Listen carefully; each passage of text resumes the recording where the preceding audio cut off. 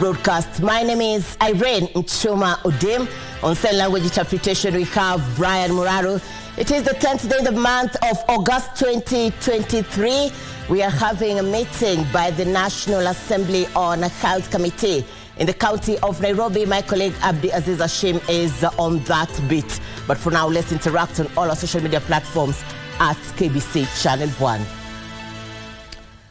Our top focus this afternoon: the national government has suspended all mining operations in Migori County, issuing notices to both machine and artisanal miners to acquire licenses.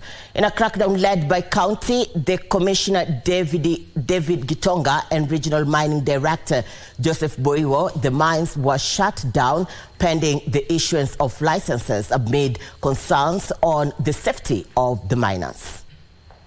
The commissioner said despite the requirement to have all mining activities regulated, a majority of miners are still operating illegally. Gitonga stated that it is only through regulation that the government can generate revenue and protect miners from exploitation by cartels. So I would advise all the people of Migori and the miners in particular not to feel that we are targeting them. All we are against the operations. We would want them to be well organized, sensitize them on the upcoming government training programs for the miners, and also ensure that they are able to benefit from government support in terms of equipment. Boiwo directed that only sites which have fully complied with legal requirements will be allowed to continue with operations. All the operations to be closed immediately after we serve the notice of closure, and it should stand so till a time when they all acquire the relevant permits and licenses. And the exercise of serving notices to stop continues till a time when all of them have been reached and stopped. This comes after the government ordered suspension of the extraction of gold deposits at the Komire Baru site, where the construction of the Kisii-Isebania highway is ongoing.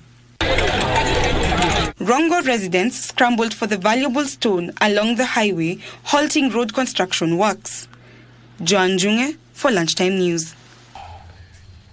Matungulu Member of Parliament Stephen Mule now wants the Inspector General of Police Japhet Koome to shed more light on the claims that the opposition hired bodies during demonstrations to incriminate the police. The Matungulu Member of Parliament wants the IG to reveal the names of persons who were involved in the syndicate, claiming the revelation was causing tensions in the country. The legislator spoke this when opening a new 4-story building at Matungulu Girls' School.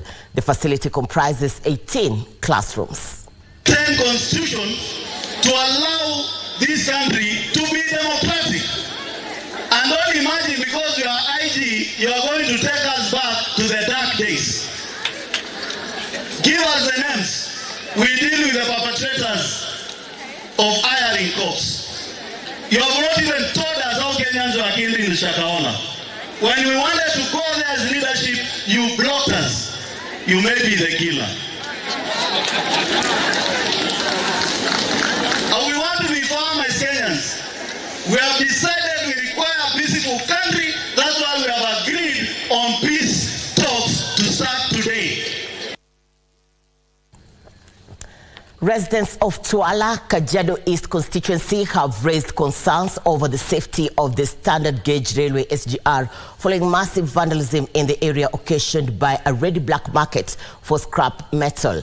Residents claim the scrap metal dealers are well connected and thrive on threats and intimidations, silencing residents who raise any concerns about the suspects.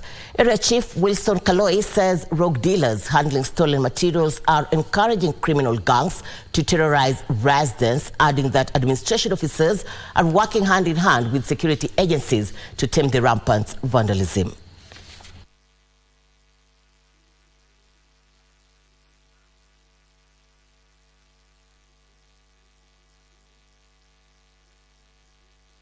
Aswa wanaiba vitu yote, kitu yote inahusika na chuma.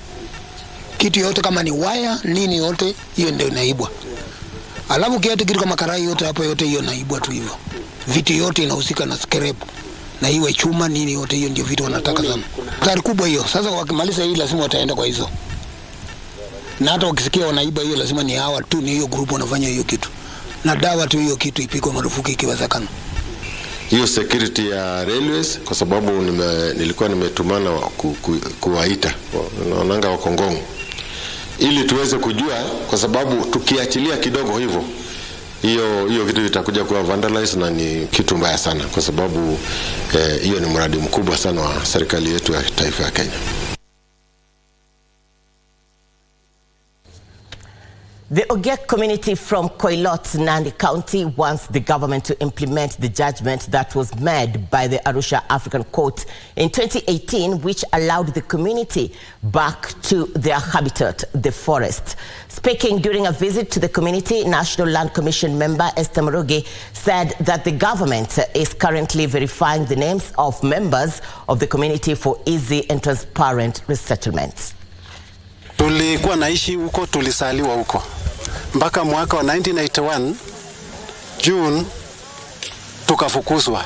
Tunapita sita sana, watu wetu nakubwa, na kuja nataka kusika, hakuna kusika pale ya kusikia, hakuna pale ya kusikia. Sisi kuna tabu, sasa tuna burahi serikali, usoitie sisi. Tunaangalia leo ndio tuone, kwanza tujue Ogiek ni nani, na tumeona kweli ni watu, na hiyo tunaweka tick. Tunataka kuhakikisha wale wako hapo ndio kweli ni wale Ogiek. Ya pili ni tuone kule mnasema mlifurushwa ni wapi, ndio zote tuweke kwa record zetu, ndio tukiangalia tujue ni kiasi gani ya msitu mtapewa na ni kiasi gani itabakisha kwa msitu. Hundreds of drug addicts have benefited from a 2-day alcohol, drug and substance screening exercise courtesy of the Office of the Spouse of the Deputy President, Pastor Dorcas Rigathi. Psychologists, medics and counselors at the 2-day event said that 80% of those screened were at dependency level and required admissions to special care facilities. And the youth, especially young boys, on the need to eradicate drug abuse and venture into community development projects. So this is such a big step forward, starting here today. You will see us back here and in other places in Nairobi doing the same, and then transitioning to the next step. This is a journey. It's a process that we are beginning. According to Irene, the youth need to tap on their talent and participate in national building. All we want is to see productive boys and men who have gotten out of this menace and are now earning income for themselves and supporting their families and engaging positively in the community, and then at national level we are all winning. Psychologist and counselor Owiti Omolo said that more than 80% of those screened from the day 2 exercise in Dagoretti were at dependency level and needed admissions at special care facilities for further medical and psychological attention. We need to do admissions to some of them, and we also need to do some fasting to some of those people who have not gone deeply into addiction. A section of beneficiaries to the program said the exercise will save many young people from the influence of drugs. Sasa mimi siwezi taka vijana wapotelee mtaani, juu siwezi taka kuona kijana akipotelea mtaani, na hapo ndio nimepitia.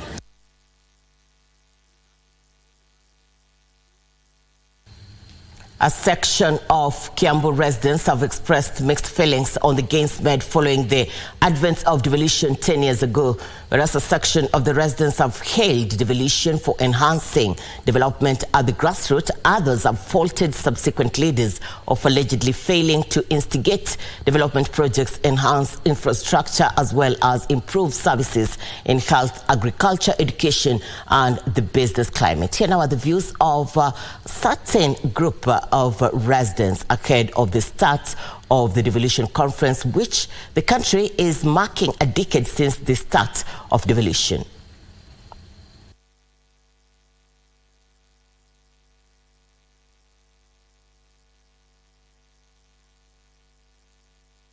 Unaona saa hii wa Kenya wanalia hakuna chakula, sijui gharama ya maisha imeenda juu, na naweza sema Ile kitu ilifanya tukue na devolution ni mwananchi akue akifikiwa na services, not only services, quality services. Pahali ambapo tuliingia sisi zote katika shimo ni kwa sababu civic education haikufanywa.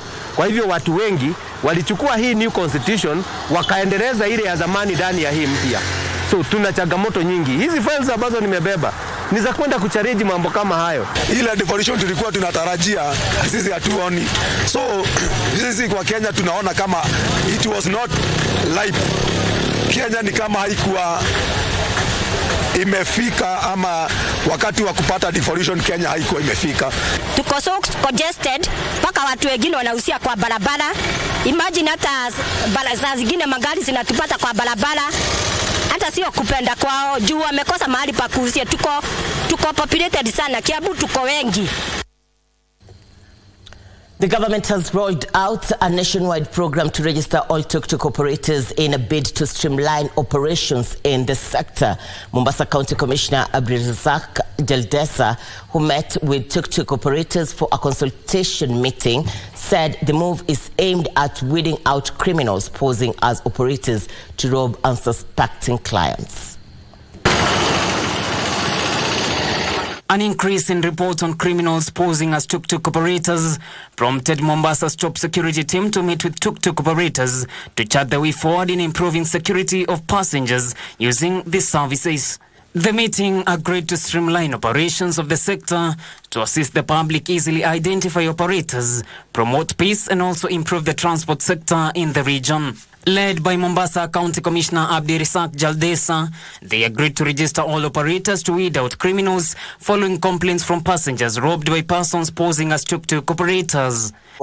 Nashukuru viongozi wote tumekuja on board ili tuweze ku streamline operation ya tuk-tuk ili iweze kusaidia wananchi, ili iweze kusaidia mambo ya amani na pia tuboreshe mambo ya uchukuzi katika county yetu ya Mombasa kwa sababu Jaldesa said the multi-sectoral meetings will be cascaded in all 6 sub-counties in the region and all tuk-tuk operators will be registered in the next 1 month.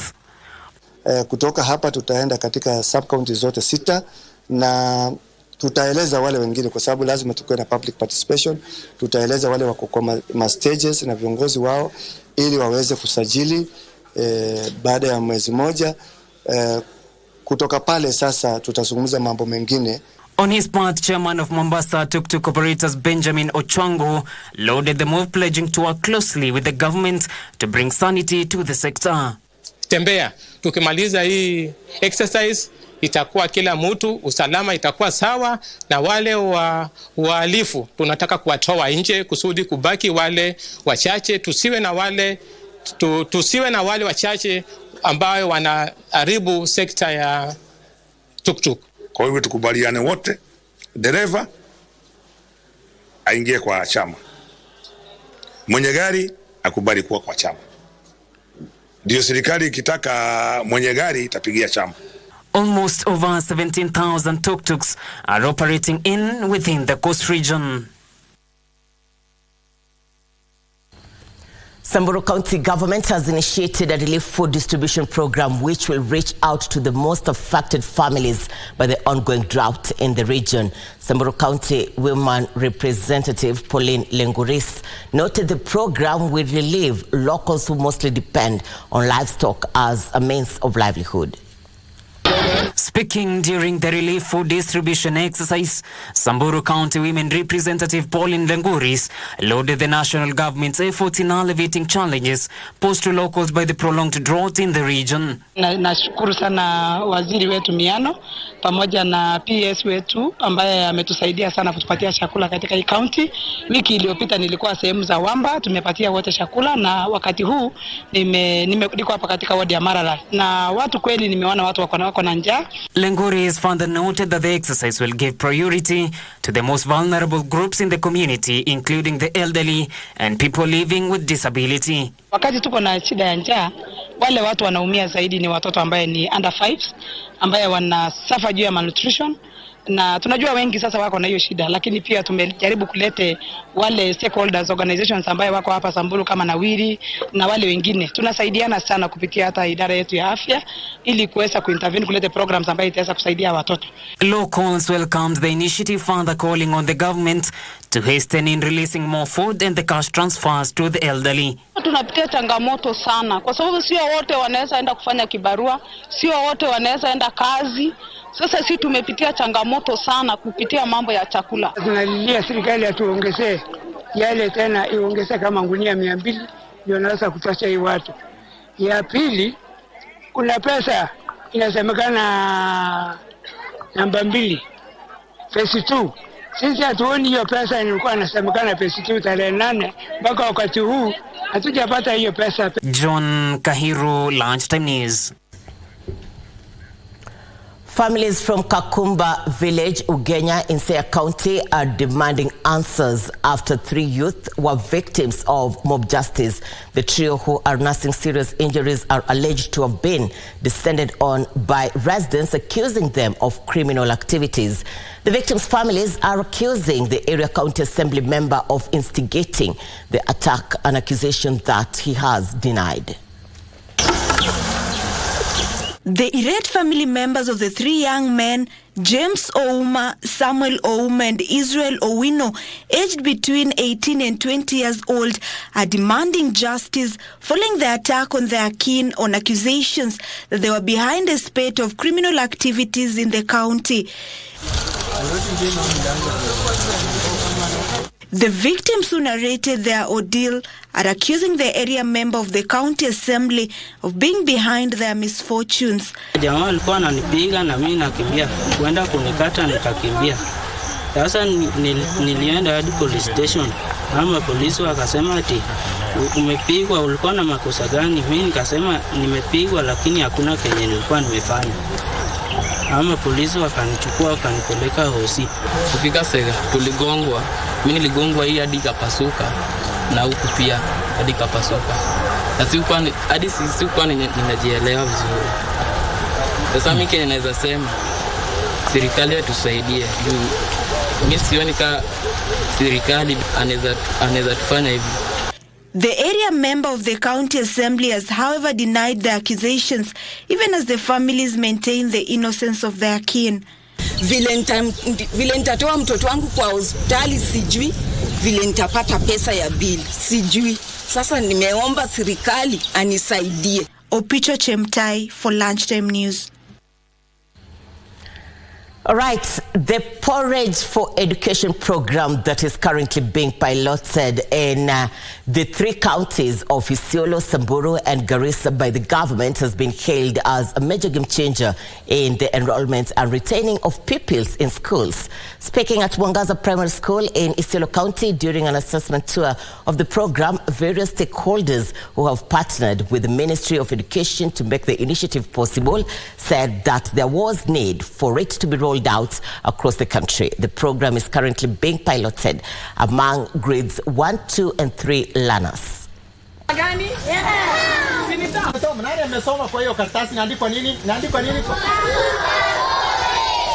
are also pleased to know that from the time they started taking the porridge, the attendance of the school attendance has improved, and we look forward to the long-term impact of this porridge program on the children.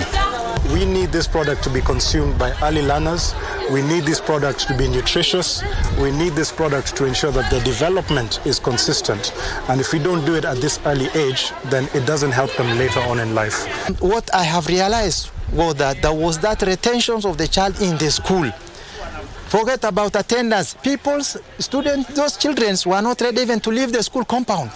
Waliona ya kwamba hata wako nyumbani kwao wanapata kile ambacho hata hawapati nyumbani. This is now result. Tukiangalia ya last term na this term, kwa sababu we are ready to prepare the final the result, tunaona kwamba kuna great improvement.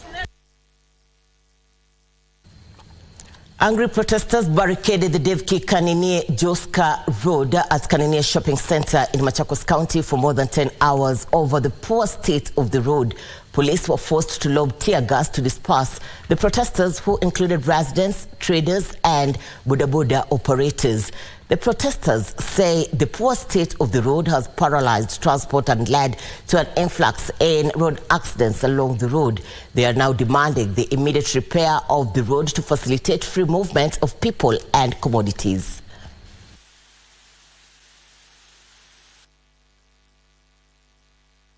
Tunauza manguo, tunauza miti, lakini hakuna mtu ananunua sababu vumbi imejaa.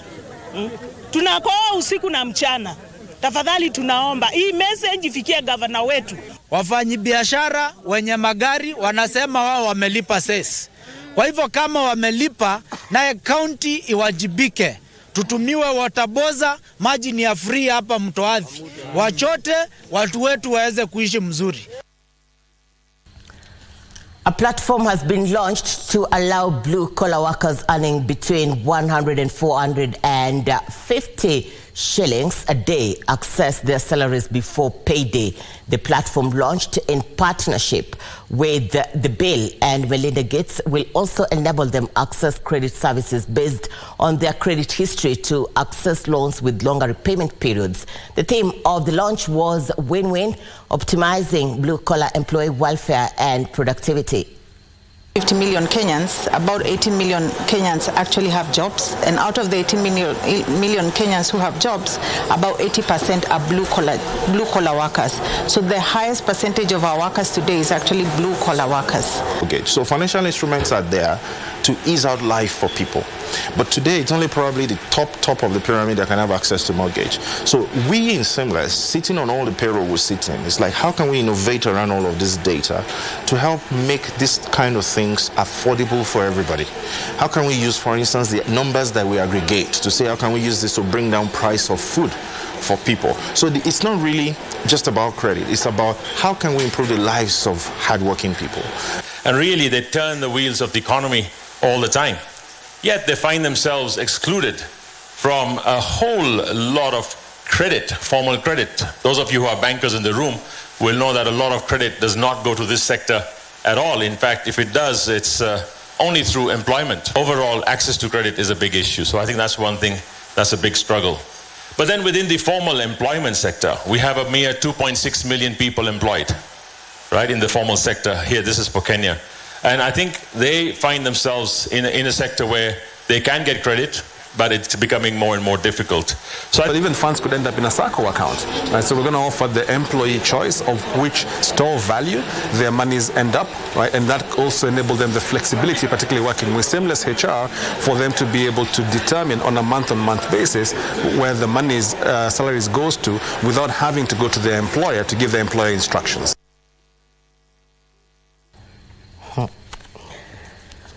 Education stakeholders in Kisii County have hailed the move by the national government aimed at improving the new learning curriculum, CBC, which will see the boost and development of talents of learners. The stakeholders further called upon the government to support feeding programs, improve infrastructure, and revise the capitation to fund activities in schools. Addressing students and parents at Mubamba Primary School in Kiamokama Ward during a prize-giving day, the stakeholders observed that learners coming from vulnerable families struggled during class lessons due to high cost of living. They further acknowledged the government's move in improvising the new curriculum, which will pave the way for infrastructure developments in the schools. Nimeona imeshika moto hapa vizuri sana. We've seen a number of talents from different students, and this shows that in the next 5 or 10 years there will be great improvement as far as talent ya watoto is concerned. If our learners can be able to continue being here, having a comprehensive school in one environment, it will be okay. What the government will do only is to improve in terms of infrastructure so that you can be able to provide the best services.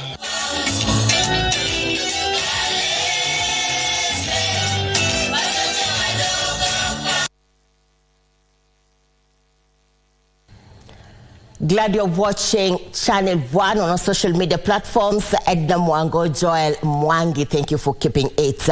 KBC Channel 1, we are taking our first breather. We'll be back with more. Stay with us.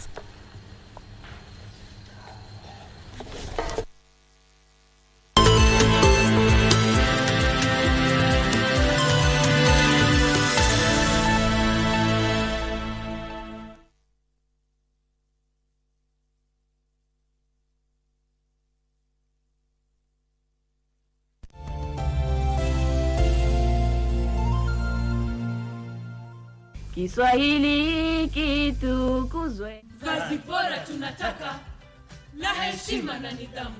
Porojo zenu ondoa, hatutaki unafiki. Kwamba katika kufanikiwa maishani kwa mwanadamu yategemea masomo ya mtu. Ufanisi wa mtu unategemea masomo yake. Ufanisi wa mtu pia kutegemea yale mazingira ambayo anaishi. Nini maana ya kitawe? Neno lenye maana zaidi ya moja. Neno lenye maana zaidi ya moja. Amepata makofi kwake. Pale ambapo utapata mwanafunzi amekuibia maazimio ya kazi, utafanyaje? Basi utatumia andao la funzo kuweza kujitayarisha kwa kile kipindi ambacho kinafuata. Shukran. Ya Mungu muweza wa yote, aliingia rohoni mwangu, kanipa kutulia. This August on Magical Scenes.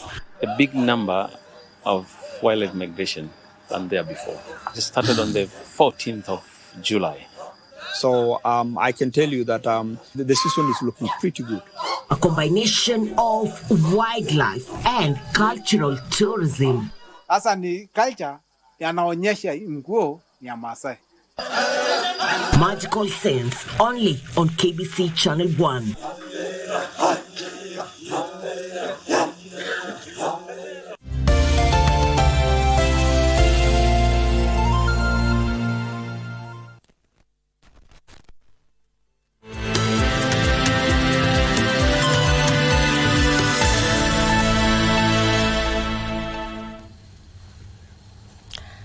Thank you for staying with us. Welcome back. You're watching the Lunchtime News. Now, the film Half Open Window attempts to give insights into the plight of the neglected elderly, what goes on in their mind. Jacqueline Masharia reviews the film Half Open Window on today's episode of Cinemas and Theatre in our weekly segment.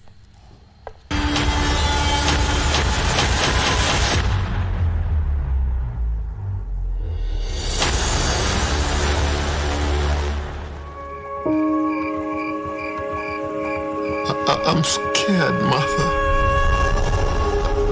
Akili yangu imekuwa kama mchanga. Half Open Window follows a retired photographer who, after being diagnosed with dementia, his newly found bond with his unemployed graduate grandchild is threatened. This is after his children decide to enroll him in an old folks' home, Jumba Lawaze. Option 2.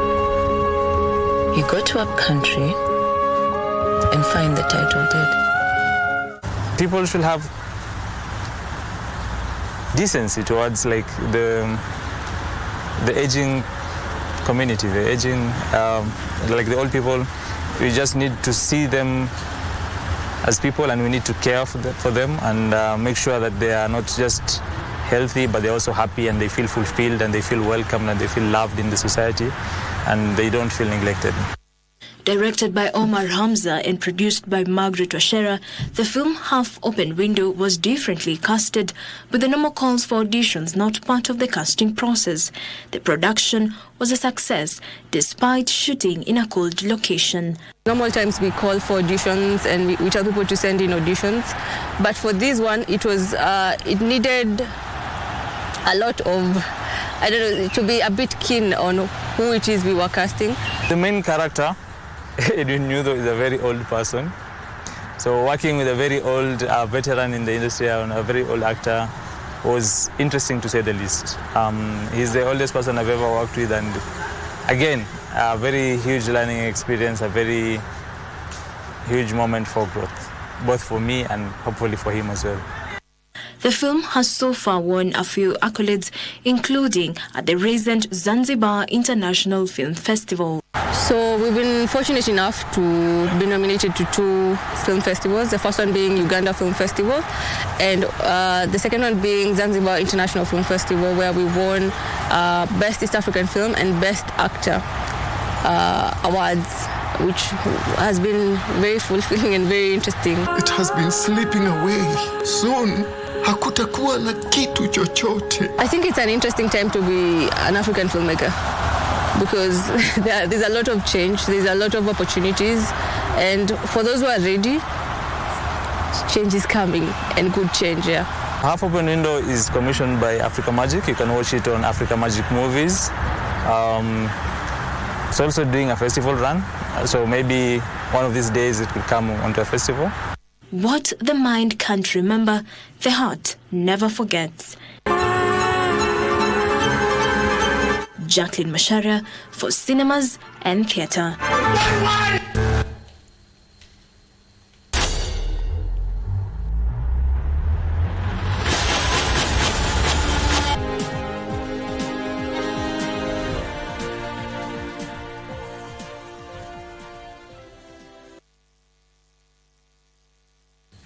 Welcome to Channel 1 Business News. A local footwear company has welcomed the government's decision to ban the importation of leather products in the next 2 years to help revitalize the leather value chain. Here now is Frederick Moki with the details.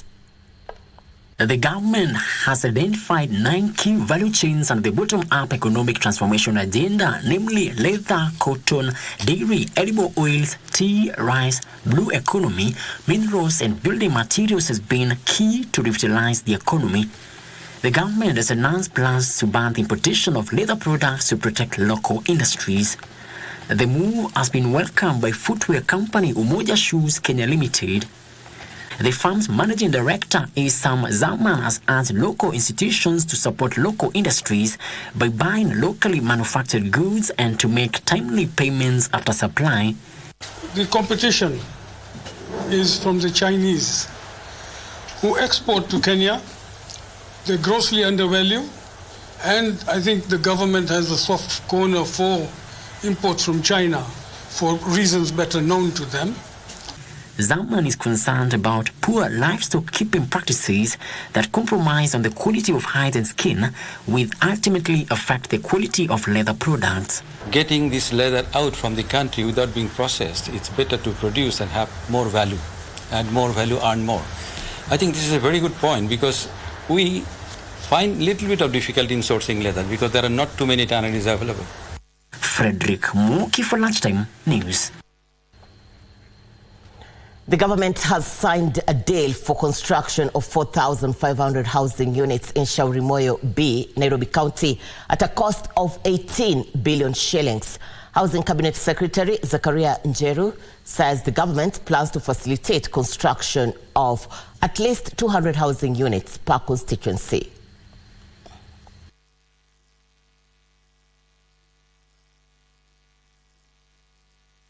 Already we have started advertising. We advertised 29, and as we are speaking, 12 of them have already been awarded. So we are up to it, and I can assure you that soon our country will be a beehive of construction. One thing also we should note, apart from the 4 walls and the roof, we'll also be creating jobs to our young men and women, and also assisting the MSMEs to have a market for what they manufacture. We have 69, we ring-fenced 69 building components that will be supplied by the SMEs and the Juakalis, and that way we'll be creating a lot of jobs to our young people as promised by His Excellency the President. And the investors are there and want to be reassured that there will be money when the units are completed to offtake the units. Now, the people that we are focused on so that they can be able to get these homes may not be as attractive to the investors because of the low incomes. That is why between the low-income earner and the investor, you have a fund. It's as simple as that. So the fund offtakes, then we enter into a very long-term agreement with the low-income earners where they can pay based on the size of their pocket.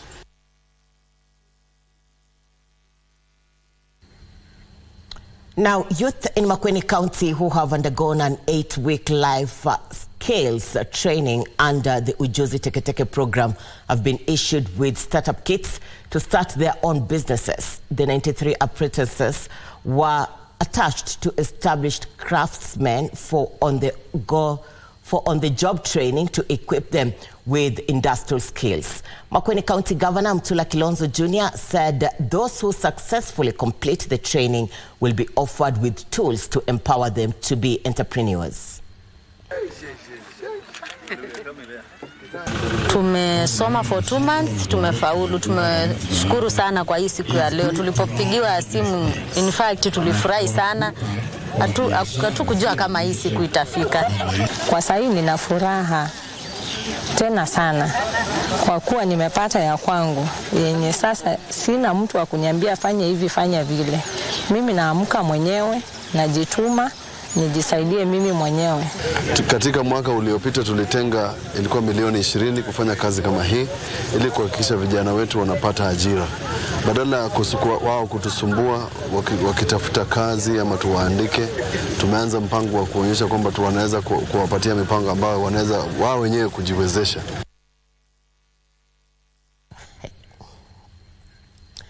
20 corridors around Lake Naivasha have been blocked by private investors, affecting access to the lake. This has led to a spike in cases of human-wildlife conflict involving hippopotamus and crocodiles. According to the chairperson in charge of patrols in Lake Grace, Nyambura, the ongoing obstruction of water is adversely affecting the restocking of fish in the expansive lake.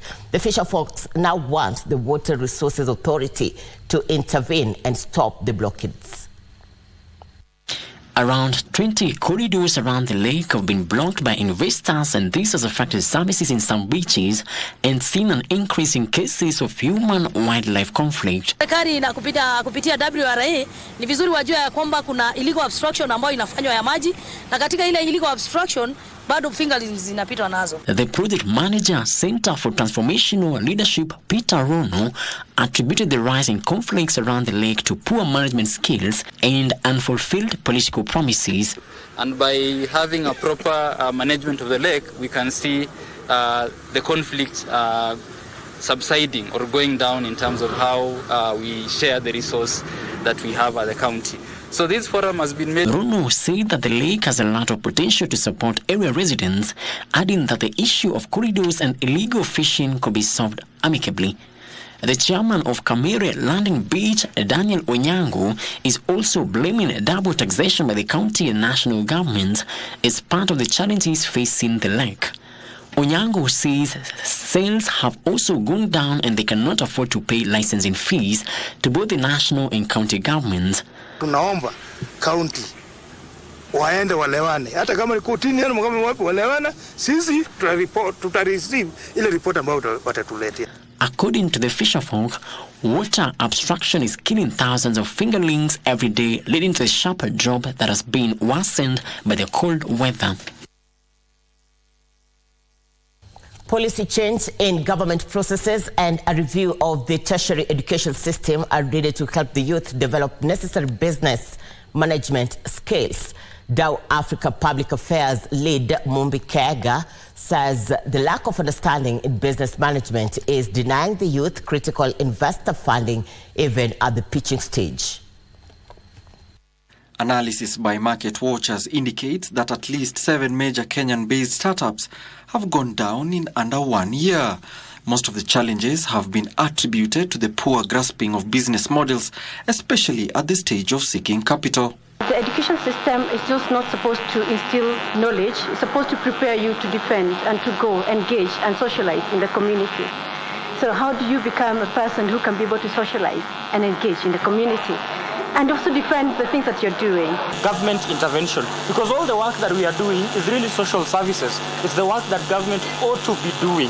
So we are stepping in the gap to do what government has not done despite the taxes that are being collected. But at TLF Africa, over and above the work we do, we also champion a lot of policy intervention. Speaking at a stakeholder dialogue and networking forum convened by LEAP Africa and development partners, it emerged that youth development faces many challenges that can be dealt with through upskilling. They have great ideas, but a lot of times that communication skill is lacking. So what we do, we have a very heavy mentorship and coaching component, even through our YDOS, for example. We're not just about giving you money. We want to onboard the project leads. We want to give them public speaking skills. We want to show them and help them and upskill them in how they can defend an idea, how they can project an idea.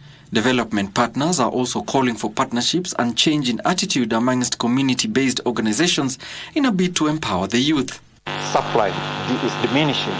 Most governments are diminishing their giving. You look at the US government, you look at the European government, it's diminishing. So how innovative can we be to make sure that we are getting this funding? And that's where we are seeing the role of private sector coming in. A social enterprise, that many organizations need to be encouraged and challenged into social entrepreneurship. That besides offering social services like leadership training, how else can we repackage ourselves and have an arm or a division that, for instance, provides consultancy? They add that financing youth investments will be a boost to economic growth and job creation. SDG 7 speaks to decent work and economic growth. And it is here that development partners say that it will need a multi-sectoral approach if the youth are to be empowered in social impact and furthermore in business. Alan Auko, Lunchtime News. Across the borders, the Philippine economy grew at its slowest pace in nearly 12 years in the second quarter as high inflation and interest rates hurt consumer demand, reducing pressure on the central bank to tighten monetary policy. Gross domestic product rose 4.3% from April to June in the same period last year, the weakest growth since 2011, much lower than the 6.0% expansion forecast. A contraction in government spending after last year's election-driven increase also dragged down GDP growth, which lost further momentum after the previous quarter 6.4% and the December quarter 7.1% growth rates. On a quarter-on-quarter basis, the economic picture looked dimmer after the economy contracted 0.9% in the second quarter, the first decline in 12 quarters. That compared the downwardly revised 1.0% expansion in the March quarter and the 0.5% growth forecast of economists. The country's economic ministers also blamed high borrowing costs and commodity prices for lackluster growth, which they said outweighed the impact of tourism spending and investments. Elsewhere, the core consumer price index in Japan, which excludes fresh food but includes fuel costs, rose 3.3% in June 2023 from a year ago, accelerating slightly from a 3.2% gain in May, as widely expected. The core inflation print also exceeded the central bank's 2% target for the 15th consecutive month, challenging the Bank of Japan's commitment to ultra-easy monetary policy. The BOJ maintained its policy of ultra-low interest rates and made no adjustment to its yield curve control at the June meeting. BOJ Governor Kazuo Ueda recently stated that there was still some distance to sustainably and stably achieve the central bank's 2% inflation target, indicating no change to Japan's ultra-loose monetary settings for the time being. Finally, U.S. President Joe Biden issued an executive order aimed at restricting certain American investments in sensitive high-tech areas in China, a move that could further strain ties between the world's top two economies. The long-anticipated rules, expected to be implemented next year, target sectors like semiconductors and artificial intelligence, as Washington seeks to limit access to key technologies. The program is set to prohibit new private equity, venture capital, and joint venture investments in advanced semiconductors and some quantum information technologies in China.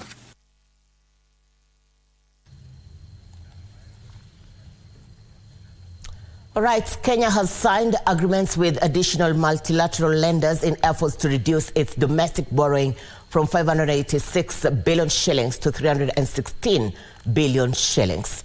Central Bank Governor Dr. Kamau Thuge says the government is in the process of floating a domestic dollar-denominated bond in a bid to mop up excess dollars in the market and increase forex reserves. Can say is that financing would be largely from multilateral institutions, both international multilateral institutions as well as regional institutions. So to that extent, that funding will be concessional, roughly concessional, but there's also some that we intend to access, or the Treasury intends to access, perhaps through, it may not be so concessional. But essentially, the sources of financing have been identified, and that is why the National Treasury has indicated to us that their borrowing requirements have now been reduced from 586 to 3.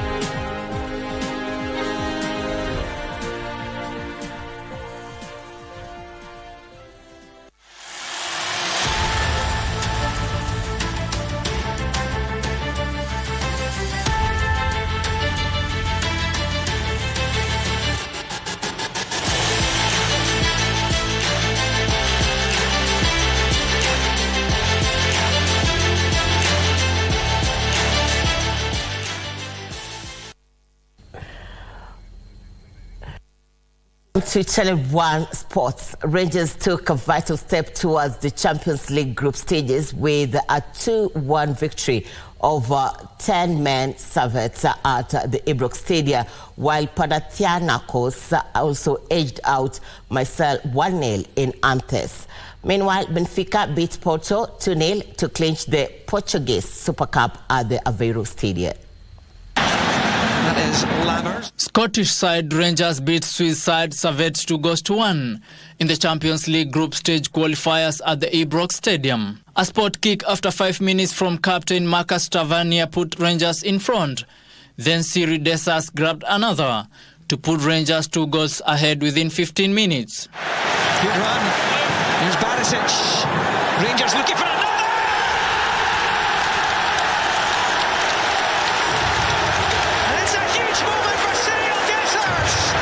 Servets scored a consolation goal through a penalty from Chris Bedia at the stroke of half-time. That's a really good penalty. Smashed past Butland. Meanwhile, Portuguese champions Benfica clinched the Portuguese Super Cup after 2-0 win over rivals Porto. Goals in the second half by Angel Di Maria in the 61st minute and Peter Musa in the 68th minute were enough to secure the tie for Benfica.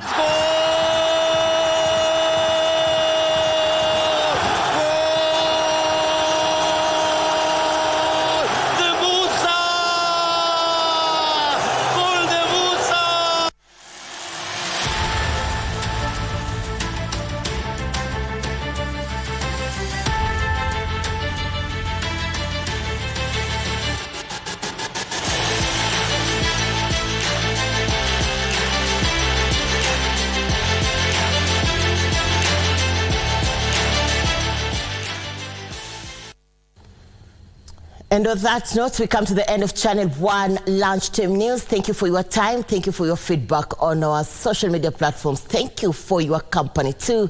And I'd like to recognize Carlos and Joseph for also keeping KBC Channel 1, and Robert Karuhiu keeping it KBC Channel 1. Thank you. My name is Irene Muchuma. Till some other time, good afternoon.